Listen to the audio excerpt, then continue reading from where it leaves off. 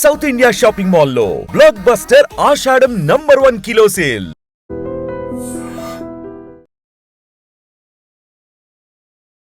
నమస్తే, welcome to iDream talking point with కవిత.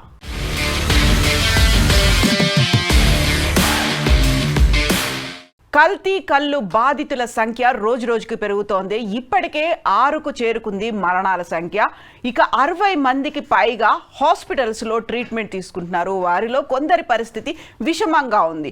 యాక్చువల్గా ఈ కల్తీ కల్లు బాధితులు ఇలాంటి ఘటనలు అనేవి ఇది కొత్త కాదు, ఇదే మొదటిసారి కూడా కాదు. గతంలో కూడా ఇలాంటి సంఘటనల్ని మనం చాలాసార్లు పదే పదే చూస్తూ వస్తున్నాం. యాక్చువల్గా దాన్ని కల్తీ కన్ను అనాలా, లేకపోతే ఒక రసాయన మిశ్రమం అనాలా?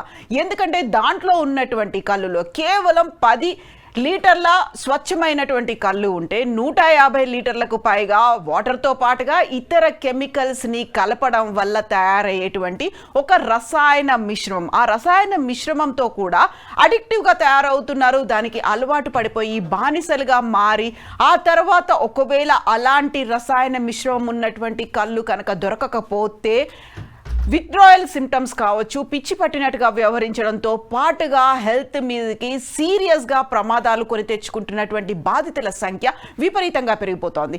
వెరీ రీసెంట్గా కేపీహెచ్బితో పాటుగా పరిసర ప్రాంతాల్లో జరిగినటువంటి ఈ కల్తీ కల్లు దుర్ఘటనతో ఇప్పటికీ 6 అయితే మరణించారు.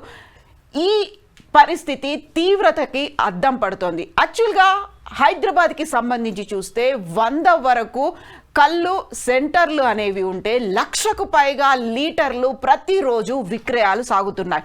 హైదరాబాద్కి సంబంధించి జాగ్రఫీని కనుక చూసుకుంటే హైదరాబాద్ రోజు రోజుకి విస్తరిస్తూ వస్తోంది. ఇక్కడ చుట్టుపక్కల 50 కిలోమీటర్ల వరకు తాటి చెట్లు అని లేకపోయినప్పటికీ కూడా కళ్ళుని ఇంత తీవ్ర స్థాయిలో ఎలా తయారు చేస్తున్నారు, ఎక్కడి నుంచి దిగుమతి అయి హైదరాబాద్కి చేరుకుంటున్నది అనేదే ఒక ఇంపార్టెంట్ క్వశ్చన్. ఎందుకంటే కళ్ళుకి సంబంధించి కూడా ఒక పర్టికులర్ టైం అనేది ఉంటుంది. ఆ తర్వాత అది పులిసిపోయిన తర్వాత రసాయన ప్రక్రియ జరిగిన తర్వాత అది కూడా ఆరోగ్యానికి హానికరం అనేటువంటి వైద్య నిపుణులు చెప్తున్నటువంటి ఈ నేపథ్యంలో పెరుగుతున్నటువంటి డిమాండ్కి తగ్గట్టుగా సప్లై కావడానికి తయారు చేస్తున్నటువంటి కెమికల్స్ ఏంటి? యాక్చువల్గా మనం చూస్తున్నాము ఇక్కడ కుకట్పల్లి పరిసర ప్రాంతాల్లో జరిగినటువంటి ఈ దుర్ఘటన నేపథ్యంలోనే అక్కడున్నటువంటి కళ్ళు కాంపౌండ్లని సీజ్ చేసింది ప్రభుత్వం. Prohibition and excise department seize చేసింది, పోలీసులు కూడా దాన్ని సీజ్ చేశారు.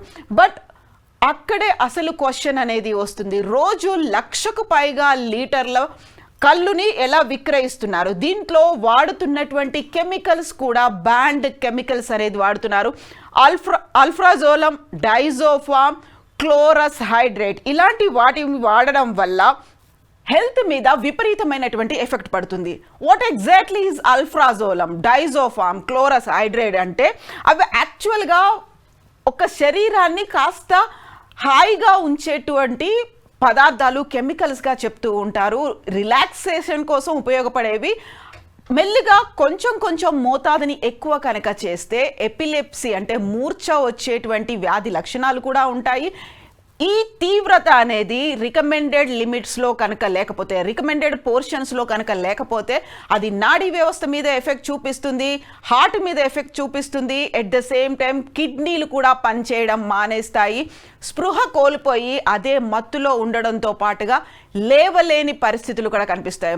మనలో చాలామంది చూస్తూ ఉంటారు రోడ్ల మీద పడిపోయినటువంటి వ్యక్తుల్ని, నిద్రతో ఉన్నటువంటి వ్యక్తుల్ని ఎంత లేపినా లేవనటువంటి కొంతమంది పర్సన్స్ కళ్ళు కాంపౌండ్ల దగ్గర అలాగే వైన్ షాప్ల ముందు పడిపోయి కనిపిస్తూ ఉంటారు. వాటన్నిటికీ ప్రధానమైనటువంటి కారణం అందులో ఉన్నటువంటి కెమికల్స్.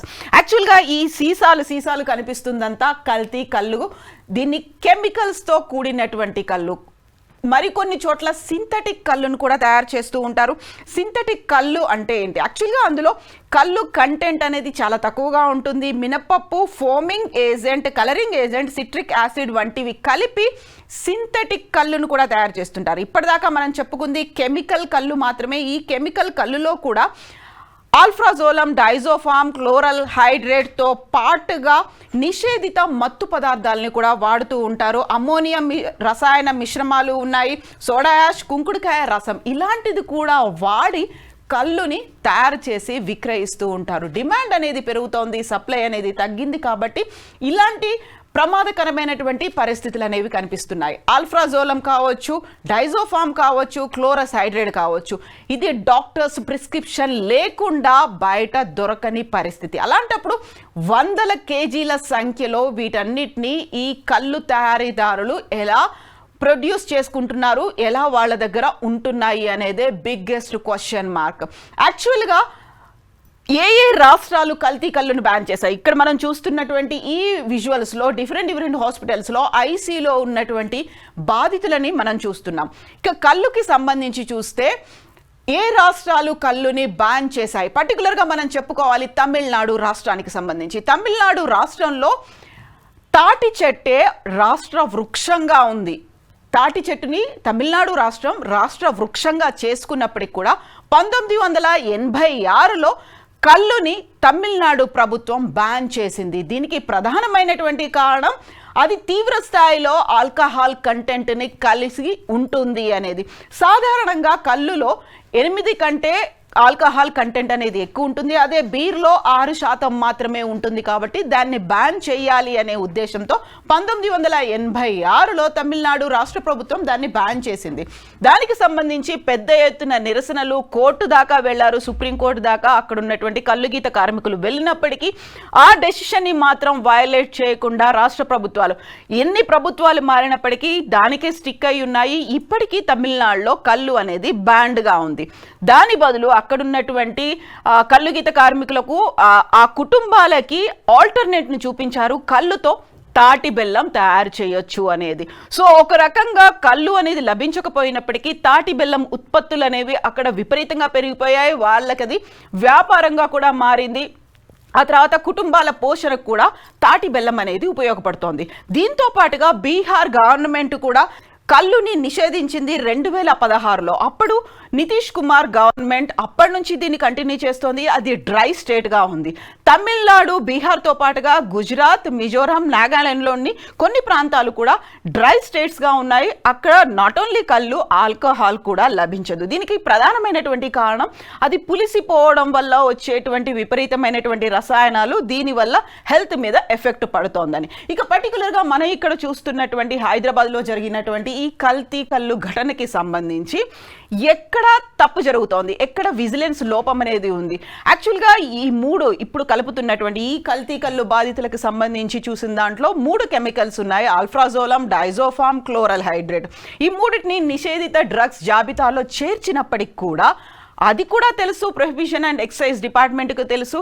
అడపాదడపా ఇలాంటి ఇన్సిడెంట్స్ జరిగినప్పటికి కూడా ఖచ్చితమైనటువంటి విజిలెన్స్ని ఎందుకు పెట్టలేకపోయారు? 6 ప్రాణాలు పోయాయి, 60 మందికి పైగా ఇప్పటికీ హాస్పిటల్స్లో ఉన్నటువంటి సంఘటన. ఎందుకని ఇలాంటి ఘటనలు పదే పునరావృతం అవుతున్నాయి? ఈ 3 రకాల కెమికల్స్ని వాడడం వల్ల వాళ్ళు అడిక్టివ్గా మారిపోతారు. ఒకవేళ సడన్గా దొరకని కండిషన్ ఉంటే విత్డ్రావల్ సిమ్టమ్స్ ఉంటాయి. వీక్షకులకి గుర్తుండే ఉంటుంది, నిజామాబాద్లో కొంతమంది కళ్ళు తాగేటువంటి వ్యక్తులు కళ్ళు కాంపౌండ్ల ముందర నిరసన కూడా చేశారు. ఎందుకంటే వాళ్ళకి అదే కళ్ళు, అదే రసాయనాలతో కూడినటువంటి కళ్ళు కావాలి అనేది. ఇప్పుడు ఇక్కడ మనం గాంధీ హాస్పిటల్తో పాటుగా ఉస్మానియా హాస్పిటల్, నిమ్స్ హాస్పిటల్లో కూడా బాధితులు ఉన్నప్పటికీ చాలా వరకు ఎర్రగడ్డ మెంటల్ హాస్పిటల్లో కూడా కళ్ళు, ఈ రసాయన కళ్ళు బాధితులు అనేవాళ్ళు అడ్మిట్ అవుతుంటారు. దానికి ప్రధానమైనటువంటి కారణం పిచ్చి పట్టినట్టుగా వ్యవహరించడం అనేది ఈ 3టితో ఉండేటువంటి సైడ్ ఎఫెక్ట్స్. ఒక రకంగా హెల్త్ మీద ఎఫెక్ట్ చూపిస్తుంది, ఆ తర్వాత మానసికంగా కూడా ఎఫెక్ట్ చూపించేటువంటి లక్షణాలు ఈ 3 రసాయనాల్లో ఉన్నాయి. దీంతో పాటుగా సింథటిక్ కళ్ళు, అలాగే మిగతా నిషేధిత రసాయనాలతో తయారు చేస్తున్నటువంటి కళ్ళు, వీటన్నిటి మీద కూడా దృష్టి పెట్టాల్సినటువంటి అవసరం అయితే ఉంది.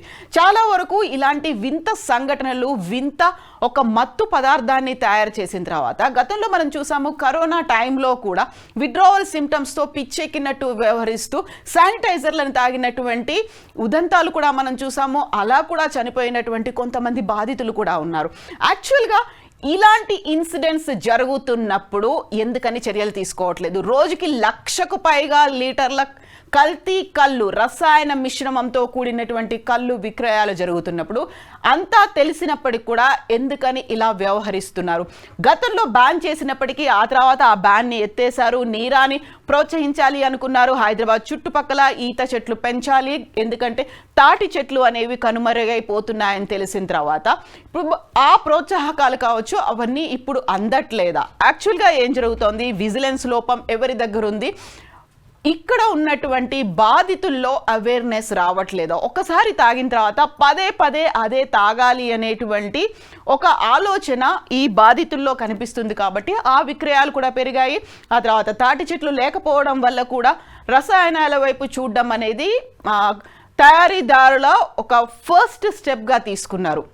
దీనికి తోడు అక్కడ డబ్బు ఉంది, పలుకుబడి ఉంది, రాజకీయాలు ఉన్నాయి, పవర్ కూడా ఉంది. ఇవన్నీ చేయబట్టి కళ్ళు కాంపౌండ్ల తయారీదారులు కూడా విపరీతంగా దీని వైపే వెళ్ళడం అనేది కనిపిస్తోంది.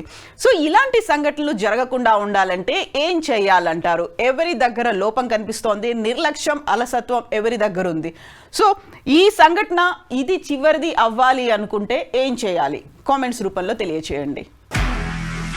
నిజంగా ప్రస్తుతం ఉన్నటువంటి సమాజం దేనికి ప్రయారిటీ ఇస్తుంది? ఆర్థిక సంబంధాల చుట్టూ మాత్రమే తిరుగుతోంది. మళ్ళీ ఎన్నికలంగానే చాలా విరక్తి కలుగుతాం. మంచి అనిపిస్తుంది కదా, లేడీస్ కూడా ఛాలెంజింగ్ జాబ్స్ చేసినప్పుడు చాలా బాగుంటది. ట్రాఫిక్ అసిస్టెంట్స్ గా నియమించిన ట్రాన్స్జెండర్స్ అందరితో సాల్యూట్ చేయించుకుంటున్నారు. ఫుడ్ డెలివరీ ఇవ్వటానికి వెళ్ళినటువంటి డెలివరీ బాయ్ అనిల్ పై కళ్ళ ముందు పెళ్ళండి